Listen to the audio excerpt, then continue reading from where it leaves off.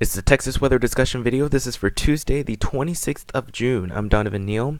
It's a new day, but it feels like a old forecast. Heat, humidity, and sunshine.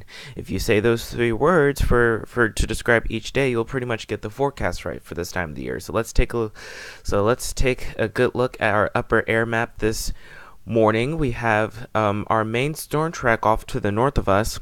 That main dynamic support will remain to the northeast of us. Down here, we are still in a flat ridge, which means typical June weather will persist. Take a look across the watch warning map. We have a couple of heat advisories. One for parts of Mississippi and Alabama, and some parts of Arkansas and Louisiana. Then we have another in Kansas and parts of Missouri. And next, and surrounding that, we have a severe thunderstorm watch for parts of the Wichita metro and central and south and east central Kansas.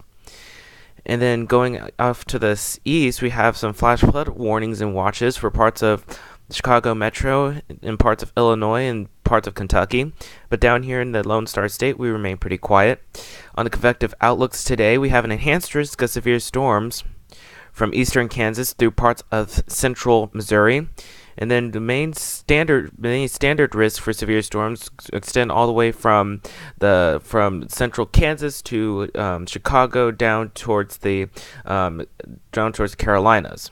And on day 2, that activity shifts to the Ohio and Tennessee valleys and points eastward. And on day 3, we have a risk of severe weather for parts of the Dakotas. Down here in North Texas, we see nothing for these upcoming days. This is the average rainfall for the next 7 days. This is valid through Tuesday of next week. Of course, heavier totals remain to the north of us. Down here, nothing for much of north and central Texas. We stay dry for the next 7 days. Let's take a look out in the Atlantic Basin. We do have an area of disturbed weather in central North Carolina that has a 20% chance of becoming a tropical storm during the next 5 days.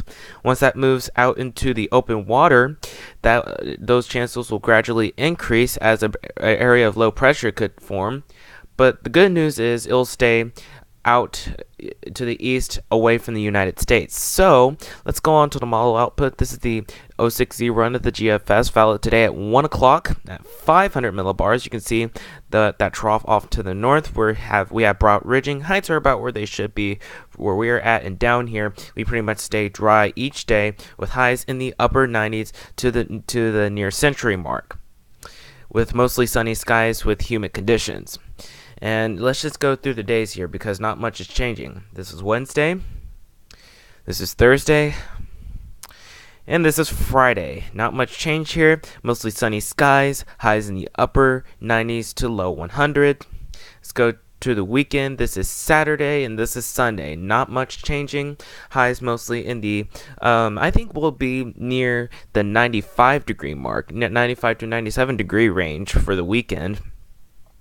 But the main storyline here, not much changing here. If you put me on a broken record, I'll pretty much say the same. Sunshine, heat, humidity, with highs mostly in the upper 90s. This is Monday, and this is Tuesday, the 3rd of July, the day before Independence Day. We got broad ridging here. Heights are about where they should be for us, and down here we pretty much stay quiet. And this is the day before Independence Day, and we'll pretty much stay the same thing, say the same forecast through much of next week. This is 10 days out. This is Friday, the 6th of July. Ooh, nasty 600 heat bubble trying to form over the Four Corners region. Heights are about where they should be for us, and it looks like a surface boundary is being pushed down to the south, and that could mean a potential for a few scattered showers and storms sometime during the latter half of next week, if that were to verify. But you can see from the numbers for the next 15 days, general consistency here. We pretty much stay hot with highs mostly in the upper 90s to near the century mark, with lows mostly in the upper 70s to low 80s. That's it for the Texas weather discussion video for today. I'll have more notes in the blog. The next video here should be posted at around 10 a.m. tomorrow morning. If you can, catch your local TV stations on the air at 4, 5, 6, and 10. Thanks for watching. Have a great day, and Godspeed.